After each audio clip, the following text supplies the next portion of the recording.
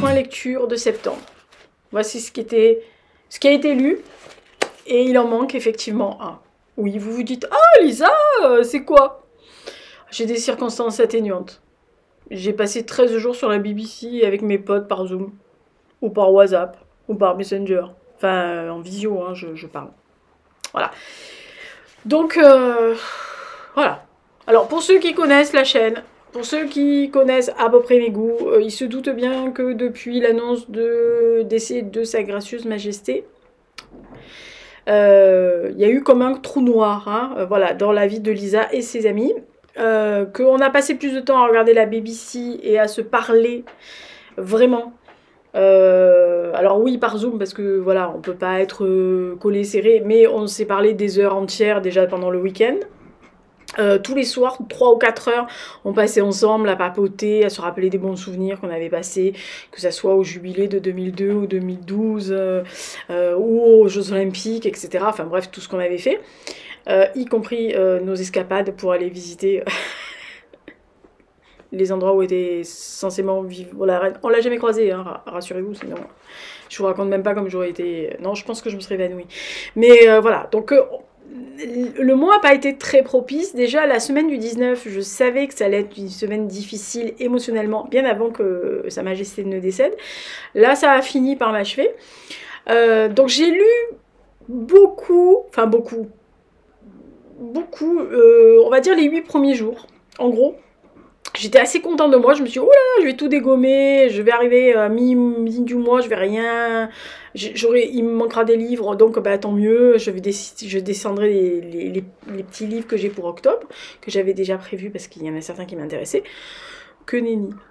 D'ailleurs, en octobre, il y en aura un de plus, puisque il y en a un que je n'ai pas lu, Les Otages, je ne l'ai pas lu, donc aujourd'hui on est mardi 27, vous le verrez donc mercredi matin, pour vous, aujourd'hui, mais vous le verrez demain pour moi. En gros, j'ai fini le dernier ce matin. Alors, j'appelle pas ça une panne de lecture, parce que bon, j'ai jamais eu de panne de lecture dans ma vie, hein, donc je sais pas ce que c'est. Mais on va dire que j'ai ralenti le rythme, parce que j'avais envie de procrastiner, parce que j'avais envie de prendre du temps pour conforter mes potes, et qui me consolent aussi par la même occasion. Que j'ai fait d'autres activités. En fait, j'ai dessiné, j'ai écouté beaucoup de musique. Voilà, il s'est passé entre le jeudi 8 et le mercredi suivant, pendant tout ce laps de temps, ni film, ni série, rien. BBC, copain. BBC, copain. C'est tout ce que j'ai pu faire. Enfin, j'ai travaillé hein, entre-temps, je bosse, hein, voilà. Mais je ne faisais que ça, et mon téléphone était branché non-stop sur la radio, donc de temps en temps, toutes les heures, j'écoutais ce qu'il disait, même au bureau. Mais bon, la radio, c'est pas grave, au bureau, c'était sur mon portable, donc je peux écouter la radio en travaillant. Mais il faut pas de choses qui me... Voilà, je peux pas lire, enfin, je peux pas assister à des vidéos en live, des trucs comme ça, non. Mais par contre, écouter la radio, c'est tout à fait faisable. Bref, tout ça pour dire que bah, j'ai lu 5 livres. Je suis assez fière du résultat parce que en gros, sur les 5, il y en a 1, 2, 3, 4 qui sont vraiment... Enfin, que j'ai beaucoup aimé. Un où je suis mitigée, et on va dire que les 2 premiers sont des coups de cœur. Alors, à la fin de l'année, vous verrez, il n'y a pas tant de coups de cœur que ça cette année. Alors, soit c'est mes choix qui ont été merdiques, hein, on peut le dire clairement. Ou je trouve que en ce moment, et depuis l'année dernière, on va dire, oui, fin 2020, début 2021, peut-être qu'il y a moins de romans. Voilà, coup de gueule. Alors, j'en trouve entre 10 et 15 à chaque fois, mais je me force. Hein. C'est-à-dire que moi, j'ai un système d'évaluation perso hein, que je ne partage pas. Bah là, j'en suis juste à 9, 10, en comptant les 2 qui sont là. Donc peut-être que je vais arriver à 15 si j'étends un peu mon système de notation, parce que voilà, sinon je resterai à 10 pour que ça soit le reflet vraiment de mes coups de cœur, et non pas des presque coups de cœur. Voilà, parce que la vidéo de fin d'année, c'est vraiment les coups de cœur, les trucs que je vous dis, non mais allez-y, les yeux fermés, si vous aimez ce que je lis, et que généralement ce que je vous conseille c'est pas mal, et que ça vous plaît, allez-y, voilà, je vais pas vous conseiller un truc que j'ai dit, oh bah il est pas mal, non, voilà. Alors on va commencer tout de suite par le premier des coups de cœur, qui atterrira dans la liste de fin, ça c'est sûr. Ah oui, là oui. Donc c'est Laurent Godet, Chien 51. Alors c'est un livre particulièrement, on va dire, qui fait réfléchir. On est dans un futur où il y a eu une catastrophe climatique, écologique, enfin tout ce que vous voulez, politique, tout, sociétal. Et nous, on prend le personnage de Zem Sparak qui a été véritablement arraché à sa Grèce natale, Grèce qui a été rachetée par une multinationale, une holding, qui l'a littéralement dépecé, démantelé et revendu comme en pièces détachées. Et lui est parti dans une mégalopole pour atterrir en zone 3. Alors la zone 3, il y a 3 zones. Alors vous doutez bien, la zone 1 c'est pour l'élite, les riches, le pouvoir, enfin voilà. La zone 2 c'est celle qui fait tampon. En gros, ils sont ni riches ni pauvres.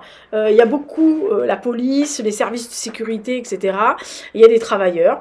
Mais voilà. Et ils bénéficient, ces gens-là, parce qu'il y a eu un problème écologique et climatique, d'un dôme de protection. Parce que régulièrement, il y a des pluies acides et autres joyeusetés qui tombent sur la gueule de la zone 3. Parce qu'eux, ils n'ont pas le dôme. Ah bah non, dans les gueux, c'est pas la peine. Et donc là, dans la zone 3, vous avez les pauvres, les gueux, les malfrats, les voleurs, les putes, enfin les prostituées, enfin tout le gratin. Voilà, toute la lie de l'humanité. Et lui, il débarque donc dans la zone 3, parce que bon, en gros, il vient de Grèce, et sa Grèce a été liquidée, et a été exiguë, on va dire...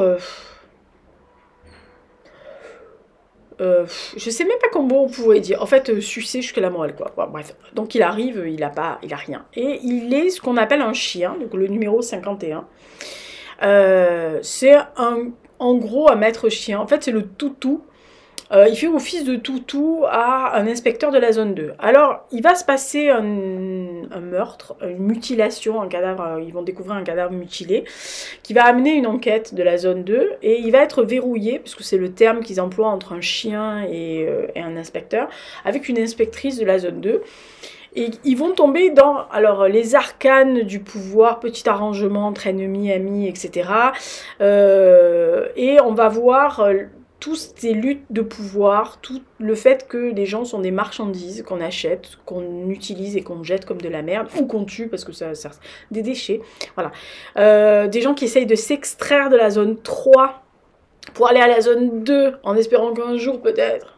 Voilà, il y a une loterie nationale qui fait bien penser que en fait c'est fait pour appâter les gens, mais voilà, peut-être que si vous gagnez à la loterie vous allez en zone 2. Et il y a un trafic qui sous-jacent d'organes, de petites choses comme ça assez malveillantes, voilà.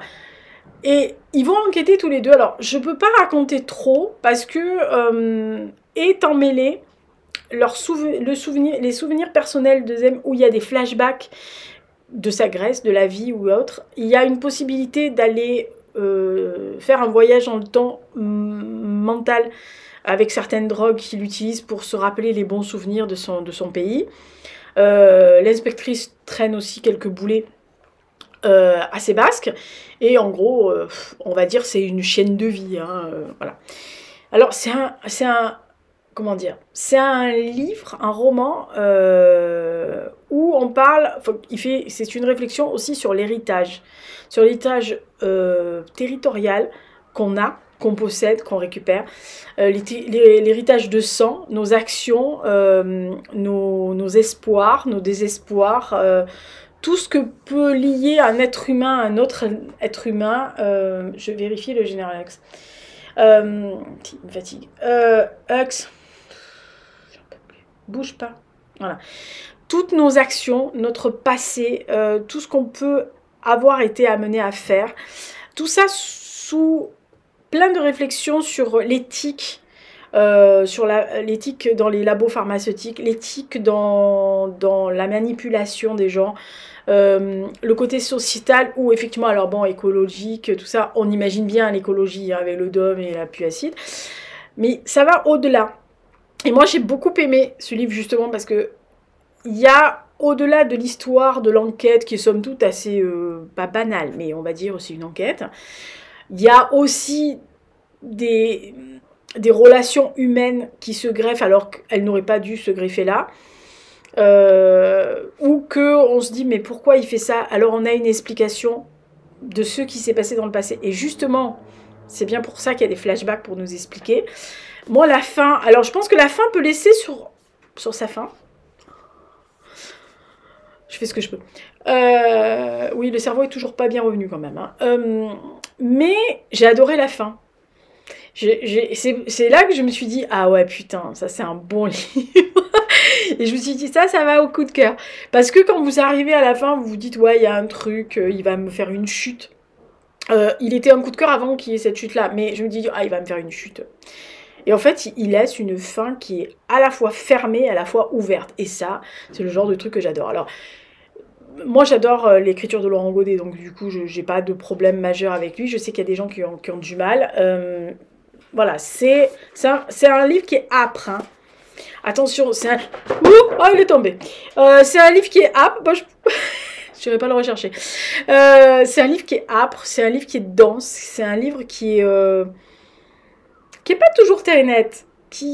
Voilà, quelquefois ça flirtouille avec la sortie de route ou là, voilà, le carton rouge. Même entre zones, entre personnages, entre personnes de l'enquête, c'est... Voilà, il y a un truc un peu malsain qui se passe, avec des personnages qui sont véritablement hyper bien foutus, hyper bien écrits, qui vous donnent autant envie de les claquer que de leur envoyer des bisous. Franchement, j'ai beaucoup aimé. Voilà. Et donc là, je peux pas le récupérer parce que le général Alex, il est assis dessus. Ça va? T'es sur Chien 51? Ah bah, un chien sur un chat. Enfin, un chat sur un chien. Ah bah... ah, je fais ce que je peux. Hein. Voilà, donc ça, c'était le coup de cœur. Donc, ça... Chien 51, Laurent Godet. Vous avez vu le livre juste avant. Hein, non, là, je peux pas. Non, il est choupiné. Je peux pas. Pour les fans du Général Lux, il est tellement beau que je peux pas faire ça. Alors, autre livre et autre coup de cœur. Cette fois-ci, je vais le tenir. Je vous dis, mon cerveau n'est pas encore revenu. Le soldat désaccordé de Gilles Marchand, donc au Forge Vulcain. J'ai dit chez qui c'était? C'était chez Actes Sud, Chien 51, pour ceux qui voudraient. Alors là, on est dans un roman complètement différent. Alors là, on est dans la poésie, la fantaisie au terme, pas fantaisie, avec un Y, fantaisie, le mot français. On est les deux pieds dans la glaise, aussi, dans la réalité historique, parce qu'en fait, on a un personnage, un narrateur, qui n'est pas nommé, qui est revenu de la guerre amputé de l'avant-bras, donc main à peu près à ce niveau-là, ce qu'on comprend, qui en fait son but à lui, en revenant estropié de la Grande Guerre, comme beaucoup de ses camarades et ceux qui ne sont pas revenus, a trouvé un but. Et son but c'est de trouver, enfin de faire une espèce d'enquêteur pour trouver éventuellement des camarades disparus, des restes de camarades. Et donc il est en fait à la disposition de certaines familles qui l'embauchent pour faire ça. Et il y a il va croiser, sa vie va croiser plusieurs personnes, notamment une certaine personne, femme, Maupas, qui va, Berthe Mota, qui va, Blanche Maupas, Berthe, Blanche. Oui, c'est pas un personnage principal, donc voilà. Qui va croiser sa route, qui veut retrouver, en fait, qui veut trouver des éléments pour disculper son mari qui a été fusillé sur le front, comme beaucoup à tort. Pour censément désertion et pas du tout envie de monter au front. Autant te dire qu'ils avaient raison de ne pas y aller, hein, mais bon voilà, à l'époque c'était pour l'exemple. Et il y a beaucoup qui ont été réhabilités bien après. Et cet homme va commencer à enquêter pour soutenir cette veuve-là. Et puis un jour, on va lui parler de quelque chose qui va l'amener à rencontrer une femme, une mère, qui a perdu son fils en 16. Donc son fils s'appelle Émile. Et elle le l'engage pour retrouver son Émile. Et à partir de là, il va commencer à rencontrer des anciens combattants, des amnésiques, des gens comme ça. Et au fil de fil en aiguille, un lui parle de ça, l'autre lui parle de ça. Et ils vont lui pointer une jeune fille à la lune, de la lune, une dame de la lune, qui va se retrouver dans des textes qui ont été écrits par des auteurs qui ont fait la guerre, hein, donc Barbusque, Dorgelès, etc. Et en fait, il se dit, c'est bizarre, c'est étrange. Et plus il s'enfonce dans sa quête de Émile, et plus on lui parle de cette dame. Et parallèlement, par d'anciens soldats, comme ça, par des bribes, il apprend que, en fait, Émile écrivait tous les jours une lettre à sa fiancée, à la femme qu'il aimait, qui s'appelait Lucie. Et donc, il n'y a pas de trace de ces écritures. La mère lui confirme que il n'y a pas de lettre, que la fameuse Lucie n'était qu'une domestique chez l'oncle et la tante. Et visiblement, elle n'avait rien à carrer, parce que lui était d'un très bon milieu, et la Lucie était juste une domestique. Bon, hein, voilà. Et en fait, le narrateur va dérouler le fil, et va nous amener dans une espèce de quête, à la fois de ce soldat, mais aussi de l'histoire d'amour entre, si elle existe, en tous les cas au début, mais après on comprend qu'elle existe, entre Émile et Lucie. Et ça va ouvrir des moments, je vous dis, entre la glaise où vraiment il épargne rien, la peur, la mort, les boyaux, les tranchées boyaux, et puis les boyaux sortis de personnes suite au bruit assourdissant, et toujours cette dame de la lune qui vient la nuit hanter les terrains, les tranchées, regarder les cadavres, comme si elle cherchait quelqu'un. Je vous assure que vous lisez ça, parce qu'il y a des digressions, mais des digressions qui vont quelque part, et vous lisez ça avec cette quête de vous savoir ce qui s'est passé. Qui est Émile véritablement, pourquoi où il est passé, puisqu'il a disparu en 16, qu'est-ce qui s'est passé? Il va aller voir les parents de Lucie, qui n'ont plus aucune nouvelle depuis plus de 10 ans de leur fille, ils ne savent pas. Il va découvrir qu'ils devaient, les deux amoureux, partir en Amérique, mais que personne, plus ou moins, n'a de traces de leur départ ou quoi que ce soit. Et cette quête d'amour, de cheminement, d'anciens soldats, ceux qui sont revenus et qui ont sur le paletot énormément de problèmes, ceux qui ont... je vais éternuer, je suis désolée, je coupe. J'ai pris une canne de tout, je crois que j'avais un gros chat à la gorge. Du coup, j'ai récupéré le livre parce qu'il a eu peur quand j'ai toussé, donc j'ai récupéré le livre. Et donc, bref. Et cette quête d'enquête, et puis tout ce qui se passe, tout ce qui montre les gueules cassées, les gens qui seront venus estropiés, ceux qui sont revenus complètement déstructurés dans leur tête, toute cette génération perdue, absolue, envoyée à la boucherie, et tous les ressentiments de ces gens qui, par exemple, comme Lucie, dont les parents étaient alsaciens, donc à la base début français, puis après allemand, et puis après français, et puis de nouveau allemand, le poids que ça a, etc. Et puis toutes les déchirures que ça a fait dans le pays de cette génération qui est partie à la chair à canon. Alors, l'histoire, elle est très belle. Ça parle d'espoir, de désespoir, d'amour, je vous dis de poésie, de fantaisie, mais dans la fantaisie, parce que tout d'un coup, il y a un côté un peu magique, un peu fantomatique. Il y a un truc, bah oui, la dame de la lune, vous vous dites, vous voyez un spectre ou quelque chose. Alors, le titre, je dois avouer que le titre, à mi-chemin, presque à mi-chemin, enfin à mi-chemin, il m'a donné un indice, et je me suis dit, ah, c'est peut-être ça. Et j'ai eu raison, à la fin, c'était ça. Mais ça n'enlève rien du tout à la beauté du texte, à l'histoire, au côté un peu hors du temps qu'on a quand on lit ce livre-là. Moi, j'avais déjà lu Requiem pour un Apache de Gilles Marchand. Je trouve qu'il a une écriture qui me plaît. Voilà. Donc, j'aime bien son univers de création. J'aime bien son univers. Et alors, c'est ce que j'ai dit, hein, je ne suis jamais déçue par un livre des Forges. Hein. Perso, ça fait depuis pratiquement le début de la maison d'édition que je lis et que je les suis. Et j'en ai lu des fabuleux. Alors, je vous conseille, si vous aimez Uther prend Dragon et Roi Arthur, de lire Uther prend Dragon de Thomas Spock. Parce que moi, ça a été mon coup de cœur. Si vous remontez sur les vidéos, vous verrez que c'est un de mes coups de cœur absolus d'une année. Franchement, voilà. Et là, je me suis dit, de toute façon, tu le sens. Voilà, c'est comme le chien. Quand j'ai lu la présentation, je lis rarement les résumés. Quand j'ai lu la présentation, je n'ai lu aucune de vos chroniques et je vais le faire maintenant. Je n'ai lu aucune de vos chroniques, aucune des critiques. Dès que vous parliez, vous, parce que je sais que beaucoup d'entre vous être actifs sur Instagram ou Booktube ou sur les blogs. Oui, je lis vos blogs, mesdames, si vous en avez un. Ou messieurs. Mais je ne lis pas avant. Voilà. Et alors, j'ai lu 151, il y a des gens qui n'ont pas du tout. Voilà. Mais moi, j'ai adhéré énormément. Et je pense que celui-là, ça va être très compliqué pour que quelqu'un n'aime pas.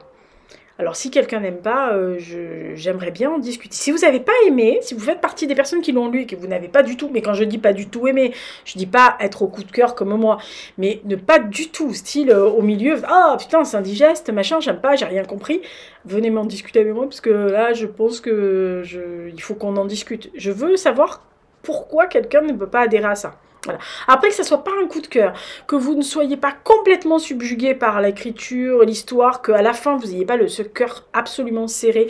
En plus, il y a des chansons, il y a des poèmes. Enfin, moi, il y a tout ce que j'aime. En gros, hein, voilà, on me perd. Hein. Ah oui, bah, on perd facilement Lisa. Hein. La poésie, les chansons, l'amour, la fantaisie, mais le truc magique, hein, pas la fantaisie. Voilà, quoique l'urban fantasy c'est un peu mieux. Mais voilà, je dois avouer que c'est, voilà, les 2 premiers ont été, je me suis dit, ah punaise, ça a commencé bien le mois de septembre, j'aurais pas dû dire ça. Ah ben j'aurais pas dû, personnellement j'aurais pas dû, je me suis chopé la mort de sa majesté, alors là, vous avez vu comme elle était belle, trop belle. Mes potes, quand ils m'ont envoyé ce cadeau-là au mois de juin pour le jubilé, parce que je pouvais pas y aller à cause de ces qui m'avaient pas fait mon passeport à temps, ils m'ont fait le plus beau cadeau de l'année, voire de la décennie, voire du siècle, en fait. Enfin, la partie du siècle qui me reste. Parce que c'était... voilà. J'ai pu me conforter en regardant les images et j'ai couiné comme un gorille. Alors, comme d'habitude. Bon, alors, autre livre que j'ai commencé avant, et qui, dès le début, m'a fait tiquer. Alors, pas tiquer dans le sens... attention, c'est un bon livre. Hein, c'est bien écrit, c'est très agréable à lire. L'histoire, somme toute, se tient très bien. Il n'y a pas de style, ah c'est moche, ah je me fais chier. Pas du tout. C'est que je pense que... alors, soit il est arrivé... ça peut être ça aussi. Soit il est arrivé trop près, ou en tous les cas... voilà, trop dans la thématique aussi du soldat qui s'en va, qu'on ne trouve pas, etc. Juste après le soldat désaccordé. Soit, effectivement, c'est véritablement, pour une fois que je pensais avoir eu du nez, bah non. Je pensais que ça aurait été un coup de cœur. Alors j'ai vu qu'il y avait énormément de coups de cœur sur ce livre-là. Je dois faire partie du peu qui vont dire qu'ils sont un avis mitigé. Voilà. Donc c'est ceux qui restent de Jean Michelin, donc c'est chez Élodie Dormesson, pardon. Désolée madame. Pourtant je le sais. Hein. Bref. Alors c'est un militaire qui a écrit ça, donc il s'y connaît. Hein. Alors donc là du coup vous pouvez pas dire ah c'est pas trop vraisemblable. Si ça voilà c'est un militaire, il écrit sur les militaires. Voilà. Ah, d'ici là, c'est bon. Alors, c'est écrit militairement, c'est-à-dire que il a une écriture un peu à la serpe. C'est une écriture très dense, très... oui, taillée. Ouais, voilà. C'est carré. Voilà. Il n'y a pas de fioritures, il n'y a pas de trucs plus, il n'y a pas de longues phrases descriptives, très romanesques, non, pas du tout. Alors là, on est en fait dans une compagnie qui a été plusieurs fois au feu, donc en OPEX, en opération extérieure, et un jour, enfin, pour vous la faire court, un jour ne se présente pas un soldat, qui s'appelle Lulu, qui en fait est alors le soldat fiable, le type jamais en retard, qui fait toujours les ordres qu'on lui, enfin qui exécute les ordres qu'on lui dit, qui va en OPEX et qui généralement ne demande rien de plus ou de moins. Bref, le mec fiable, voilà, le genre, vous savez, le soldat, voilà, comme disait mon grand-père qui était dans la Royale, qui me disait, il y a des gens, tu sais que tu peux compter sur eux quoi qu'il advienne, sous le feu ou pas sous le feu. Voilà. Donc, le mec, il un jour, il disparaît. Donc, sa femme est quand même un peu alertée. Donc, on mandate plus ou moins un soldat de la base pour dire, bon, allez voir quand même ce qui se passe.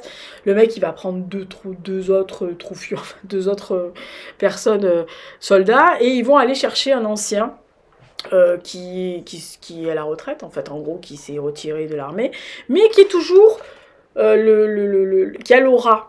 Voilà, qui est un mec qui a su, qui savait fédérer ses troupes, qui était toujours en tête de pont, etc. Et ils vont partir un peu comme ça, à la recherche de Lulu, en gros.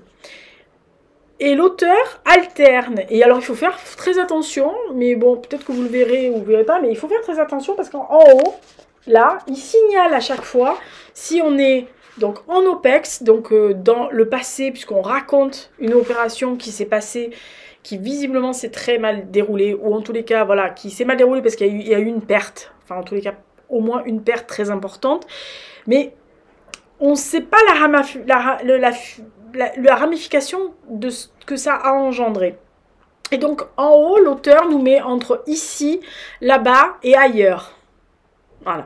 Et vous alternez ici, là-bas, ailleurs. Et quelquefois, c'est 2 fois ailleurs. Des fois, c'est 2 fois ici. Donc, il faut faire hyper attention. Parce que au début, vous pouvez vous perdre. Hein. Mais moi, tout de suite, j'ai compris le truc. Donc, je regardais. Et j'ai lu. Je peux pas dire que j'ai pas du tout aimé. Je trouve que c'est bien fait, que l'histoire se tient. Alors, ce qui m'a un peu dérangé, mais c'est moi perso, hein.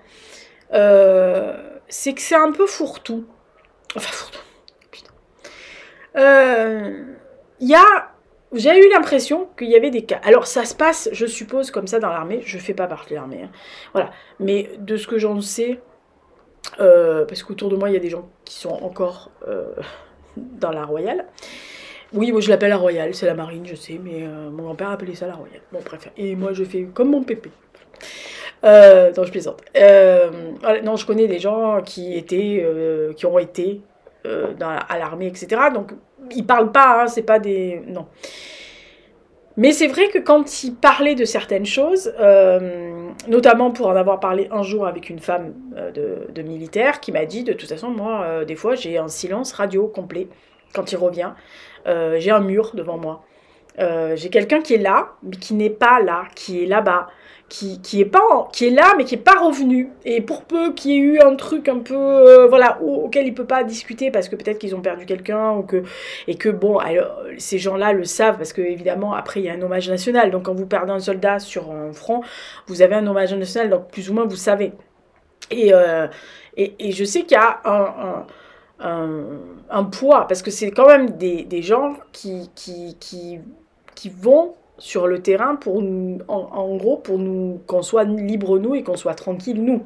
Voilà, qui risquent leur vie pour que ceux qui restent, c'est-à-dire nous, soyons plus ou moins en paix et tranquilles. Donc il y a quand même ce poids-là, cette chape-là, qui se dégage de ce roman-là.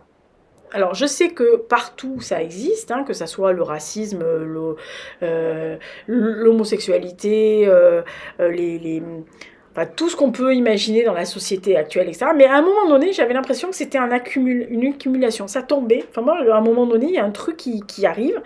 Et je me suis dit, mais pourquoi il le met là? Et j'ai l'impression que ça tombait comme un cheveu sur la soupe parce qu'il fallait caser ce truc-là. Voilà. Et ça m'a un peu perdu. Pas perdu dans le sens, je me suis dit, ah, mais je me suis dit, oh, merde, c'est pas exactement ce que j'attendais. Alors, j'attendais un texte plus fort que ça. Et à la fin, j'ai pas été plus émotionnée que ça.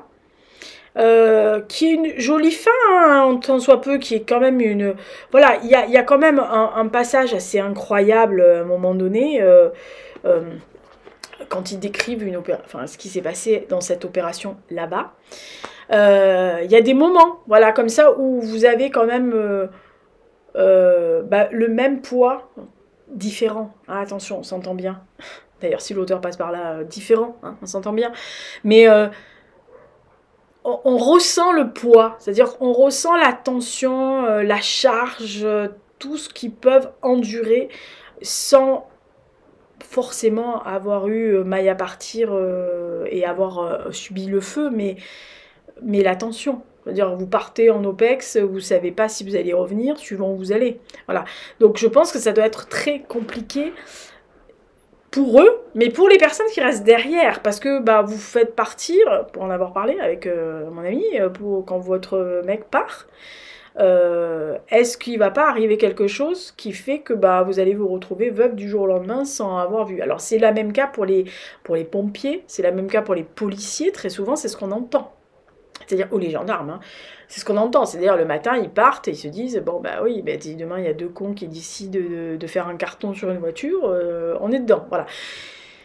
Mais, voilà, c'est une belle histoire de camaraderie, attention, c'est une belle histoire d'amitié, de camaraderie, voilà, vraiment une histoire d'unité, de soldat à soldat, d'homme à homme, de personnes qui se font confiance, parce que là-bas, je pense que vous êtes obligé de faire confiance à celui qui est à côté quand même, hein, parce que c'est lui qui peut vous sauver la mise à un moment donné, ou vous tirer pour éviter que vous en preniez 3 de balles de plus, donc il faut faire confiance au mec qui est à côté de vous, et il faut avoir une solidarité véritablement, on va dire, absolue, à 253%, voilà. Donc, mais malgré cette histoire de camaraderie, malgré l'histoire l'histoire de ce qui s'est passé là-bas, de l'histoire de Lulu qui disparaît, etc., ben, je me suis pas vraiment attachée au personnage. Et ça me pose un problème. Voilà, j'aurais dû m'attacher à 2 personnages, au moins.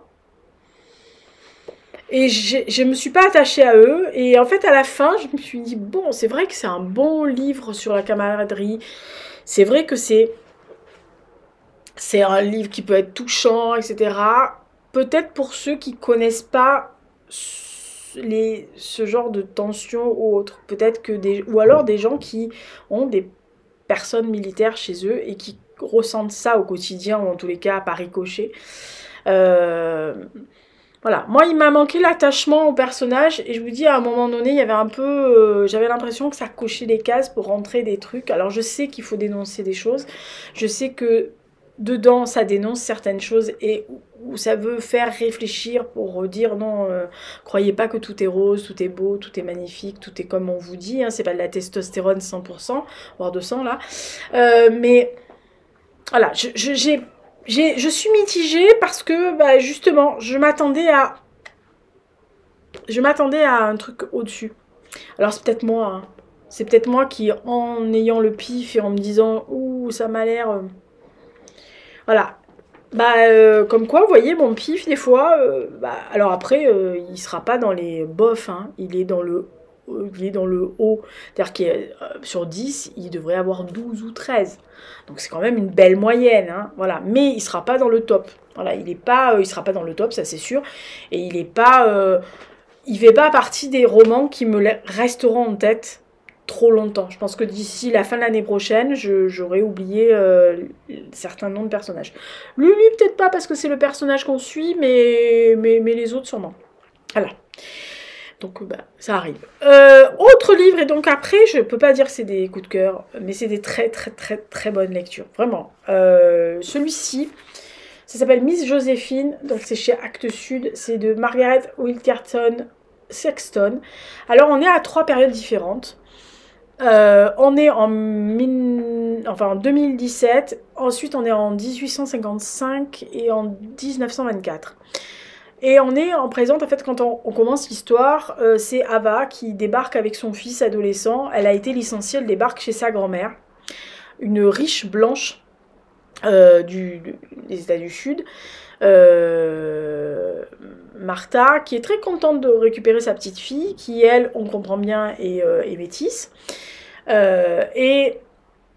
Elle lui propose, comme elle a été licenciée, d'être sa dame de compagnie, en fait, de vivre chez elle, hein, puisqu'elle a une très grande maison, et d'être sa dame de compagnie pour se refaire financièrement, et puis pour récupérer un appart pour vivre avec son fils. Et en fait, on sent qu'il y a quelque chose. C'est-à-dire que on sent qu'il y a déjà un déchirement entre Ava, ses origines, cette grand-mère blanche, son fils est noir, vraiment. D'ailleurs, elle le dit, hein, son père était vraiment très très noir. Donc, il y a déjà un déchirement entre cette jeune femme. Et on va apprendre l'histoire de son aïeule, Joséphine, qui en 1855, quand on la croise, est une esclave de plantation, qui a un sacré caractère, mais voilà, qui est esclave, et qui, quand on la suit en 1924, est une femme qui a été un peu plus établie, qui a récupéré, je vous dis pas comment, une certaine partie des terres de la plantation, qui est donc une maîtresse femme, qui est donc une femme qui dirige une certaine chose, qui s'est élevée, mais qui souffre évidemment encore plus ou moins de ce côté ségrégationniste, puisque c'était pas encore la fin, hein, on rappelle. Et elle va rencontrer cette Joséphine à ce moment-là, une femme blanche, une jeune épouse blanche qui a des problèmes pour faire un enfant. Et de son côté, Joséphine a ce côté un peu sage-femme, vaudou magique, vous voyez, un peu ces croyances de... Alors on ne dira pas sorcellerie, mais de travailler avec des herbes, comme ça, dans ces États du Sud, et notamment dans ces endroits où en Louisiane, on croit vraiment à la magie, au pouvoir des plantes, au pouvoir des esprits, au pouvoir de beaucoup de choses. Et on va suivre tout au long de ce livre l'histoire entremêlée entre Eva, qui a quand même une grosse connexion avec avec cette Joséphine, et sa grand-mère Martha, dont le tempérament petit à petit devient très irrégulier, voire menaçant. Et là, Eva se dit, il faut que je parte, parce que elle a peur de perdre le lien avec cette Joséphine. Et on va suivre ces femmes. C'est vraiment un livre sur les femmes, sur les relations et les amitiés entre femmes, sur la connexion entre générations de femmes, et tout ce que l'on récupère de nos ancêtres, tout ce qu'on récupère de nos bagages, de génération en génération, qui sont traduites, ce qu'on appelle l'héritage générationnel, en fait, en gros, et aussi tout ce qui est tradition, guérison, maternité, préjugés, racisme, et puis il y a un soupçon de magie là-dedans, qui est hyper, comment dire, qui est présent mais sans être véritablement prépondérant. Et il y a aussi tout ce qui tourne autour de l'espoir, de la persistance de l'espoir, de ce côté promesse de liberté, de la liberté de pouvoir aimer ou être ami avec qui on veut, de pouvoir vivre comme on veut, de pouvoir penser, agir, dire, tout ça sans être obligé d'être réprimé, que ça soit par sa couleur, son identité. Mais il y a aussi beaucoup de doutes, beaucoup de regrets dans ce livre. Il y a l'histoire avec un grand H et l'histoire intime de ces femmes, qui est en fait le déroulement des fruits de tout ce que vos ancêtres vous ont transmis. Après, si vous y croyez ou croyez pas, peut-être pas, mais il y a des familles comme ça où il y a une transmission de femme en femme, qui est importante.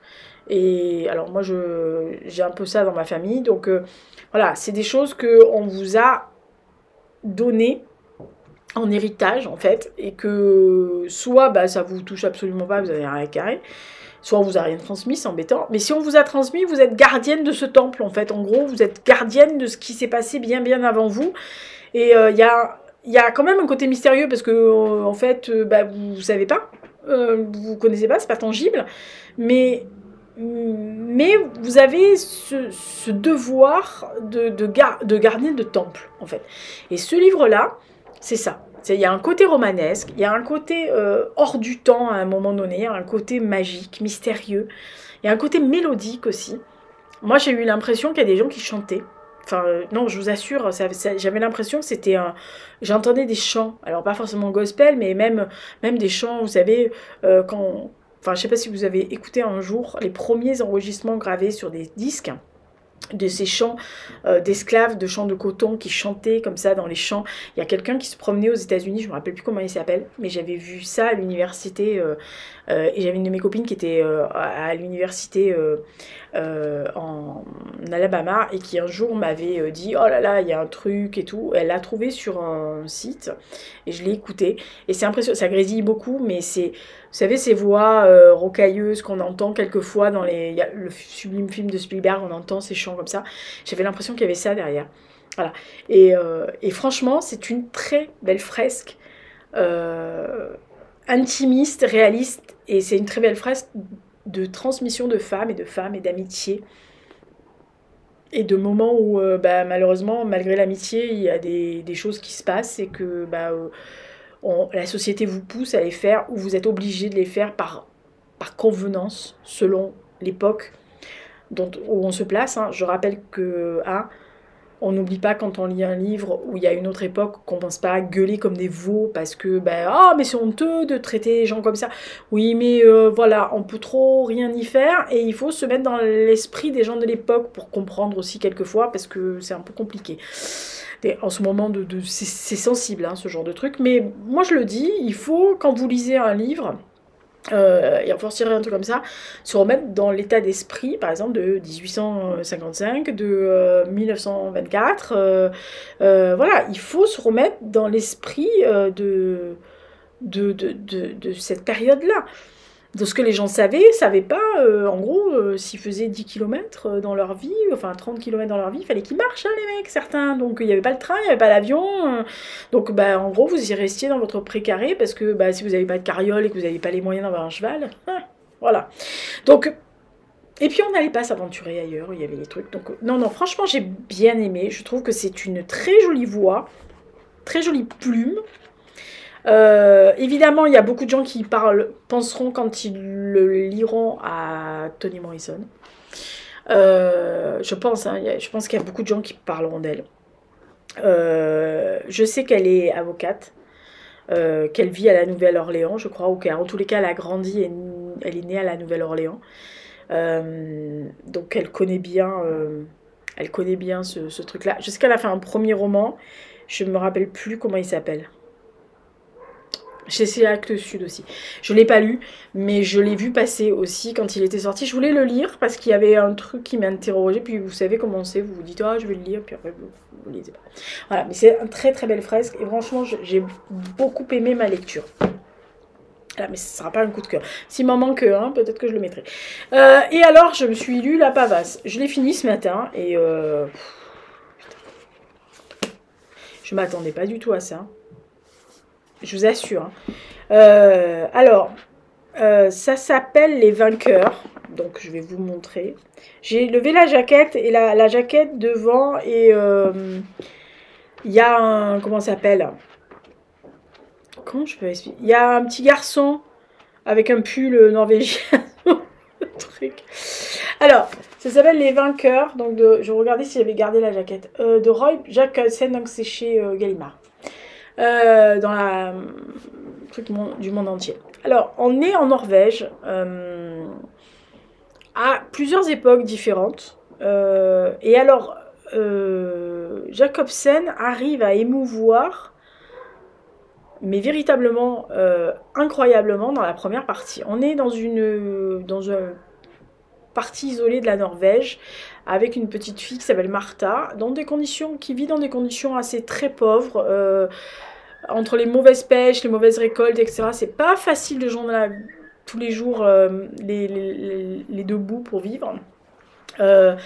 C'est vraiment la campagne norvégienne, vraiment, on va dire, au début du siècle dernier, pas facile, hein, voilà. Des conditions de vie très difficiles, mais il fait passer ce cycle des saisons qui revient. C'est une espèce de... Hop, ça revient tout le temps. Voilà, c'est inexorablement les saisons qui passent, les problèmes de la vie, les soucis, puis un petit peu d'espoir, puis un gros truc de merde et de désespoir. Et puis hop, on retrouve à avoir un truc. Alors il y a des tâches difficiles, il y a des difficultés, mais il y a un côté joyeux, il y a un côté cocon familial où bah, y a une douceur là-dedans. Et donc, voilà, ça compense les mauvais moments. Et un jour, les parents vont décider d'envoyer leurs enfants à la ville, donc à Oslo, pour essayer d'avoir une vie meilleure. Parce que c'est pas facile, parce que c'est pas évident, et que bah, y a ce problème. C'est insupportable ce téléphone, hein. Non mais je vous dis, aux démarcheurs, hein. J'adore, ils sont de plus en plus cons. Non, c'est insupportable. Je suis sur Blocktel, j'ai fait bloquer par lettre recommandée plusieurs compagnies qui me harcèlent et ils continuent, hein. C'est insupportable. Bon bref. Et en fait, on est... où j'en étais. On est dans une vie qui ne parvient pas toujours à se sortir, à essayer. Alors, il y a cette... l'auteur a ce côté où il saisit des instantanés de tristesse et de bonheur dans une vie, comme je vous disais, on essaye, on tombe, on revient, on se remet en selle, on retombe, on revient, on remonte, on descend.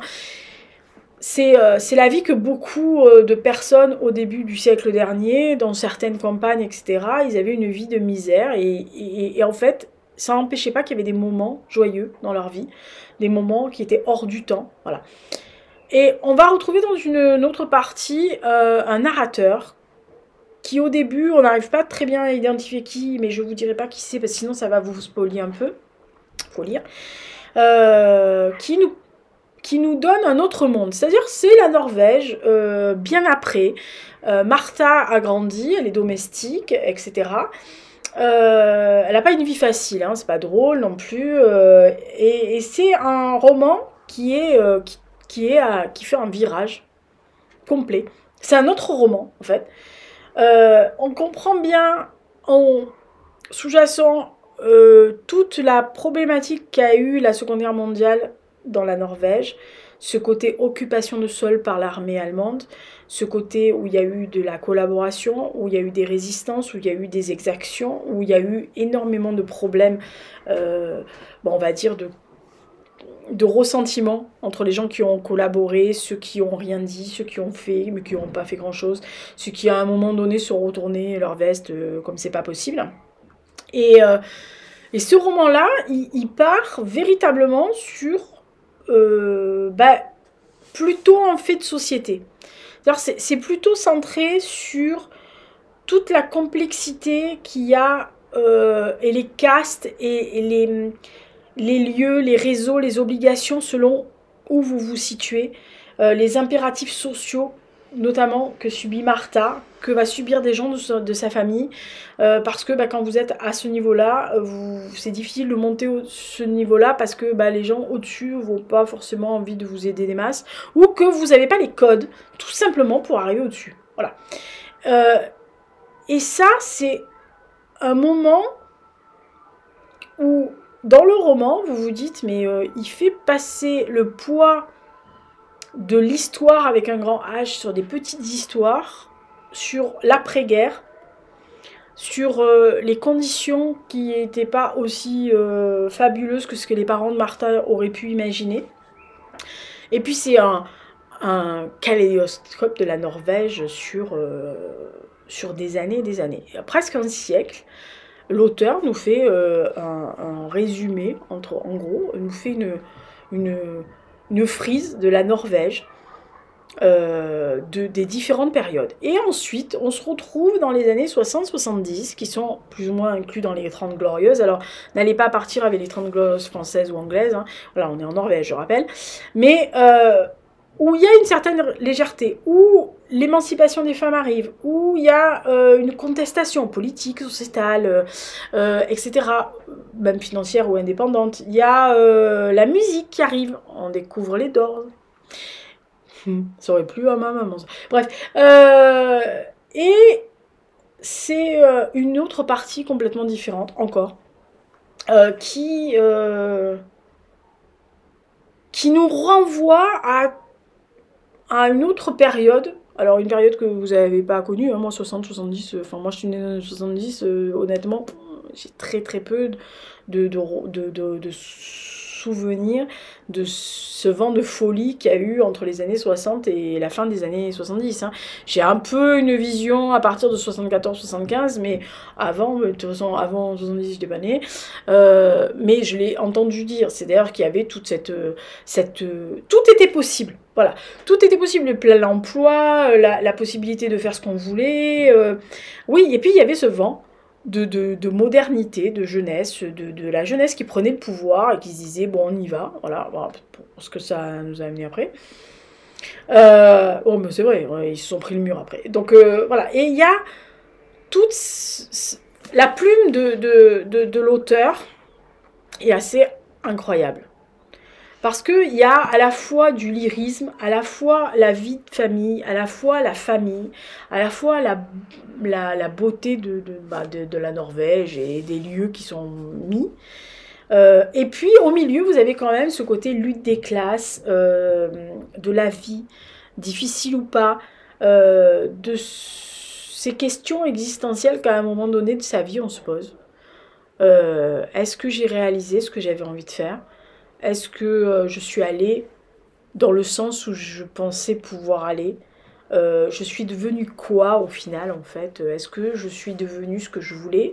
Ou est-ce que je suis mieux que ce que j'avais pensé ou imaginé? Et en fait, en gros, il arrive à un moment de votre vie où vous vous dites où suis-je? Où je suis située? Alors pas physiquement ni localement, voilà, on n'en est pas là. Mais à un moment donné, vous avez, alors ceux qui sont plus jeunes, les gamines et les gamins de là, vous êtes en train de vous dire, ah ça y est, le dino a encore lâché une durite. Ben non, le dino a pas pété une durite. Dino vous dit qu'à un moment donné de votre vie, notamment quand vous passez le demi-siècle, bien avant peut-être des fois, mais en tous les cas quand vous avez passé le demi-siècle, ou quand généralement vous perdez vos grands-parents, ou un de vos parents, le premier, c'est automatique que ça arrive sur le tapis. Voilà. Alors peut-être que ce livre m'a plus touchée parce que moi je suis dans la période, dans la tranche d'âge où effectivement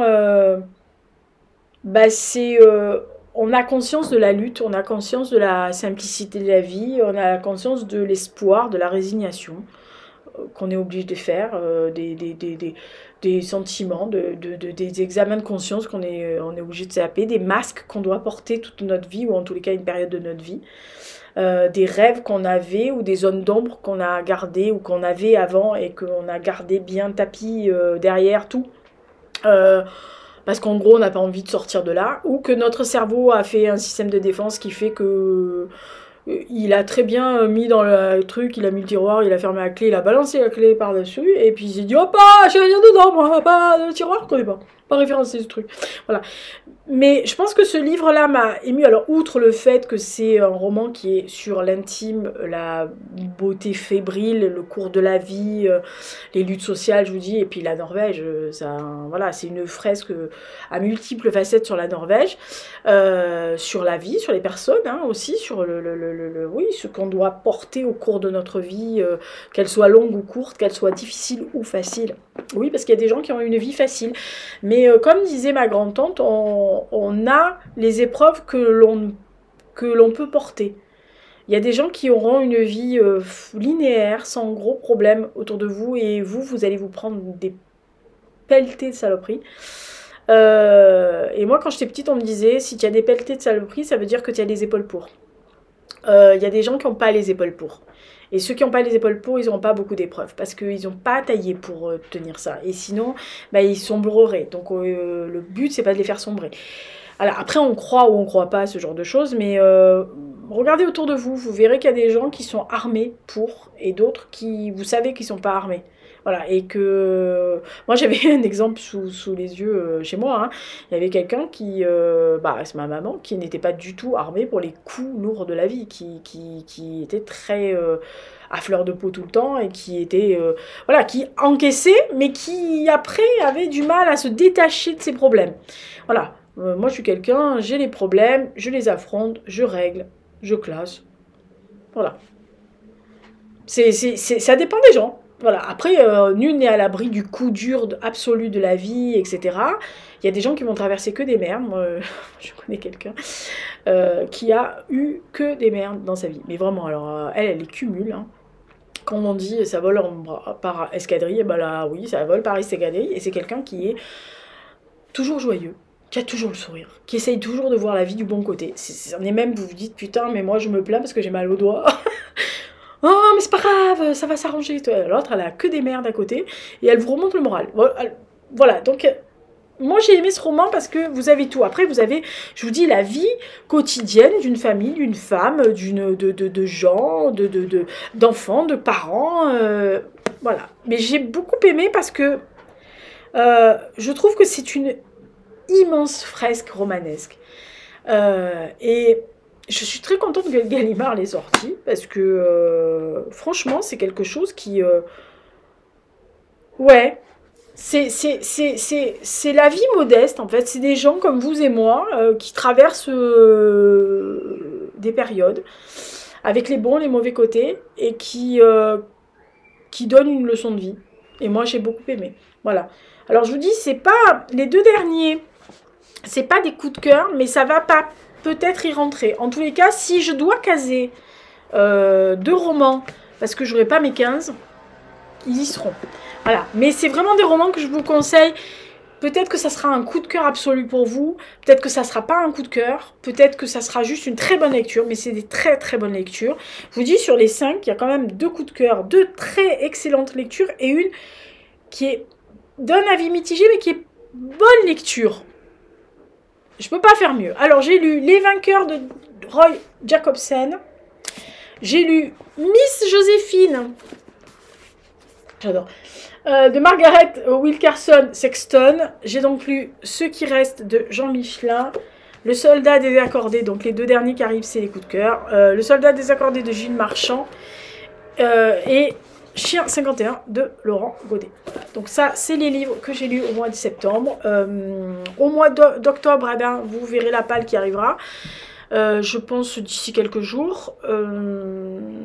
J'ai déjà dit, il va peut-être m'en manquer un. Mais en tous les cas, bon, bah, il y aura Les Otages hein, que j'ai pas lu, qui était sur septembre. Je sais pas ce qui... Enfin, au programme, il y a un peu de tout au mois d'octobre. J'ai fait vraiment dans la diversité, hein, encore, comme d'habitude. Voilà. Sachant que, pour ceux qui sont intéressés, moi je le serai, et je le suis. Je serai devant le live de vendredi sur Twitch. Il est bien ce livre, parce qu'elle fait le live spécial The Black November. Donc avec les consignes du Black November. Sachant que j'ai mis 3 livres de côté. Donc j'espère qu'il y aura les consignes qui caleront pour que je les colle, sinon je vais tréchouiller, hein, je vous le dis tout de suite, je veux tellement les lire que je vais tréchouiller. Ou alors je vais pleurer dans le chat. C'est vrai, je peux avoir une rubrique que pour ça, je veux caler celui-là. Parce que je sais plus quelle année elle avait calé une rubrique. Pratiquement comme, pas pour moi, mais limite la fille qui faisait chier tout le monde pour caler un livre. C'était moi. Voilà, donc j'espère qu'il y aura des rubriques sur lesquelles je pourrais caser des livres, parce que bah, c'est un mois que j'adore faire. Que des thrillers, des romans noirs, des policiers, machin, c'est un peu ma came. L'année dernière, j'ai vu que à la fin du mois, je voulais continuer, donc je ne m'interdis pas de finir plutôt le 10 décembre plutôt que le 30 novembre. En plus, j'ai pas du tout vu les dates. Je sais que quelquefois, on finit la fin de la semaine. Si, par exemple, le 30 tombe le mercredi, on a une dérogation pour finir la fin de la semaine. Mais théoriquement, non, c'est que novembre. Hein. Commencez pas à tricher. Hein. Voilà. Donc, je crois que le 1er novembre, c'est un mardi. Voilà. Donc, on commencera peut-être le lundi. Je ne sais pas, parce qu'on va pas commencer le mardi, donc on va peut-être commencer le week-end avant, le week-end du 31, enfin du 29, 30 et 31, puisque c'est Halloween, avant, donc enfin, pour certains qui font le Pumpkin Autumn Challenge, bah, ils caleront quelque chose. Donc voilà, moi je serai devant parce que je veux absolument savoir les consignes et tout ce qu'il doit falloir, et puis comme ça... Et puis il y a des gens qui vont me parler de leurs livres, moi j'en ai déjà 3 que j'ai mis de côté, donc il m'en manquera sûrement encore 4 ou 5, et c'est le même numéro, hein, c'est insupportable, hein. Ne quittez pas, je vais l'engueuler. Je reviens, je vous dis ce que j'ai dit, je vais les insulter. Le connard je l'ai pris, le connard je l'ai laissé, enfin j'ai pas dit connard. Mais je pense que, vu mon ton, il a bien compris que le mot juste après c'était connard. Non, parce que là, c'est insupportable. C'est le même numéro. Et je viens de regarder.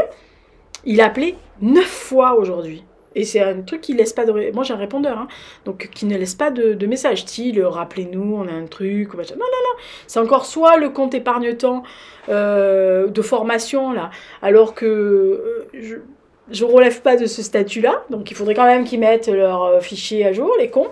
Ou alors c'est pour me faire... Voilà. Et maintenant c'est la sonnette. Ça c'est le voisin d'à côté. C'était le voisin. Il a perdu ses clés à la fin. Donc du coup, il a sonné pour que je lui ouvre.